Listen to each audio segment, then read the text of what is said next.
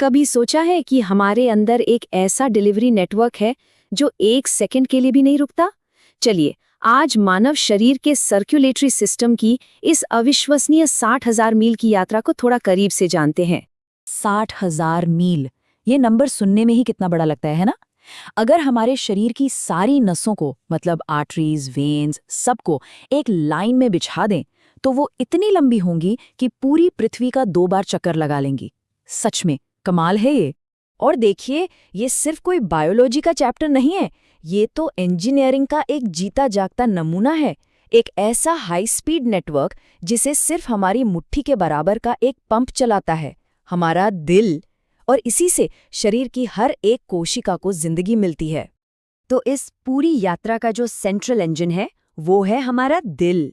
ये एक बहुत ही पावरफुल डबल पंप की तरह है, जो बिना थके लगातार काम करता है। आइए देखते हैं कि ये डबल पंप आखिर काम कैसे करता है। तो सफर का पहला पड़ाव है चेंबर नंबर 1, राइट एट्रियम, यानी दाहिना आलिंद। यहीं पर पूरे शरीर से लौटा हुआ थका हुआ खून आता है, मतलब वो खून जिसमें ऑक्सीजन कम हो चुका है। ये एक तरह का कलेक्शन पॉइंट है। यहाँ से खून पहुंचता है दूसरे चेंबर में, राइट वेंट्रिकल में। ये चेंबर एक जोर का पुश देता है और खून को सीधा फेफड़ों की तरफ भेज देता है। आप कह सकते हैं कि ये उसे रीफ्यूलिंग के लिए भेज रहा है। अच्छा, अब जब फेफड़ों में खून ताज़ी ऑक्सीजन से भर जाता है, तो वो वापस दिल में लौटता है और इस बार उसकी एंट्री होती है तीसरे चेंबर में, लेफ्ट एट्रियम में। अब ये खून अपनी मेन डिलीवरी के लिए बिल्कुल तैयार है, एकदम फ्रेश और एनर्जी से भरपूर। और अब बारी आती है इस पूरे सिस्टम के असली पावर हाउस की, चौथा चेंबर, लेफ्ट वेंट्रिकल। ये दिल का सबसे मजबूत हिस्सा है। बस इसके एक जोरदार कॉन्ट्रैक्शन से ऑक्सीजन से भरा हुआ खून पूरे शरीर में पहुंच जाता है। यहीं से इसकी लंबी डिलीवरी यात्रा शुरू होती है। पर एक सवाल उठता है, खून हमेशा सही दिशा में ही कैसे बहता है? पीछे क्यों नहीं जाता? इसका राज है वाल्व्स। ये दिल के वन वे दरवाजों की तरह हैं। ये पक्का करते हैं कि खून का फ्लो हमेशा आगे की तरफ ही रहे, जिससे पूरा सिस्टम एकदम एफिशिएंटली काम करता है।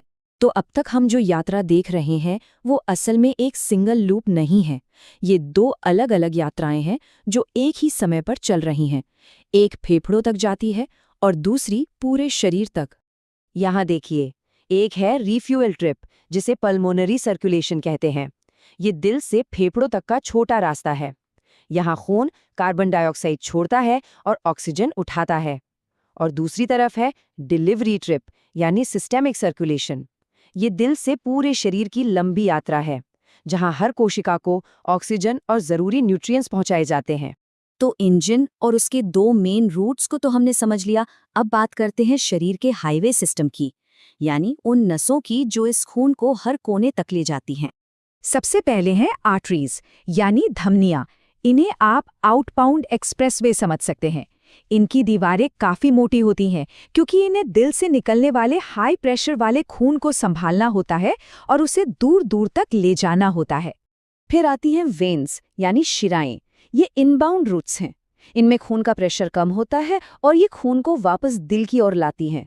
इनमें छोटे छोटे वाल्व भी होते हैं, जो खून को ग्रेविटी के खिलाफ ऊपर की ओर चढ़ने में मदद करते हैं। और आखिर में आती हैं कैपिलरीज, मतलब इस हाईवे सिस्टम की छोटी छोटी गलियां। ये इतनी पतली होती हैं कि माइक्रोस्कोप के बिना दिखती भी नहीं, पर असली काम यहीं होता है।